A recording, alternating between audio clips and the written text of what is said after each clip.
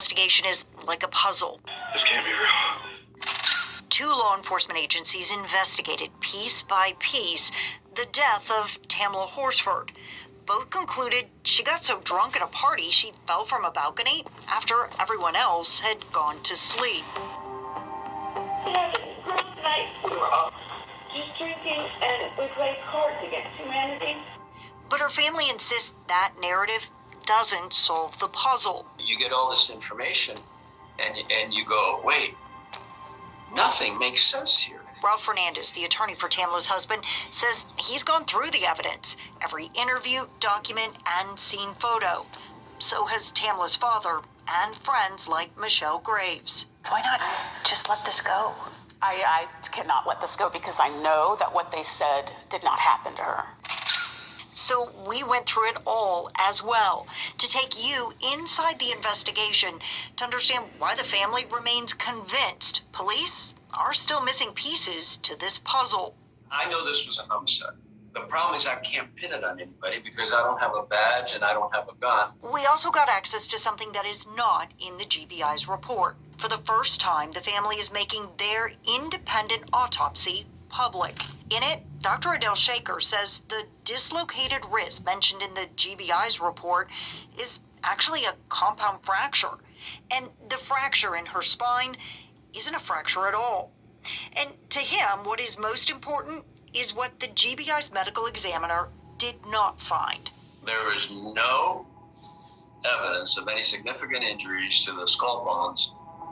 In Dr. Shaker's report, he says the lack of broken bones in Tamla's skull make him skeptical that she died falling from the second story of a building. Now, at first, deputies on the scene seemed to agree.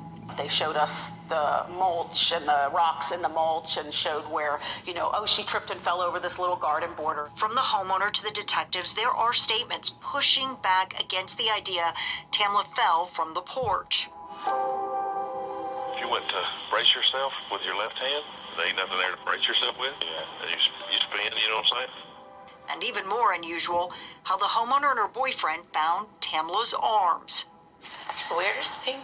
She was face down, but her arms were down she just face planted is the best way I can describe it. So her arms were by her side? Yeah, they were by her side, palms up. It's a question we heard several times in the investigation because when you look at the scene photos, Tamla's left arm is actually off to the side, bent, her fingers curled under. Did you ever touch her arm? No. Okay. Did you see anybody touch her? No, other than you? No. To this day, police can't explain the discrepancies, at least not in a way that makes sense to the family. They say despite the yellow crime scene tape, Tamla's death was never treated like a crime.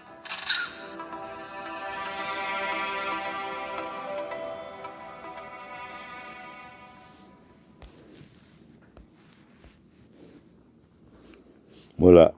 It's Money Low from the Money Low channel. Rest in peace to Tamla Horsford. Say that to say this. This can happen to anybody, man. You got a woman at a sleepover. A woman of color at a sleepover. They found her ass body twisted. Now, the lady, the homeowner, the lady, I believe her. I believe she don't have nothing to do with it. The husband, I don't know.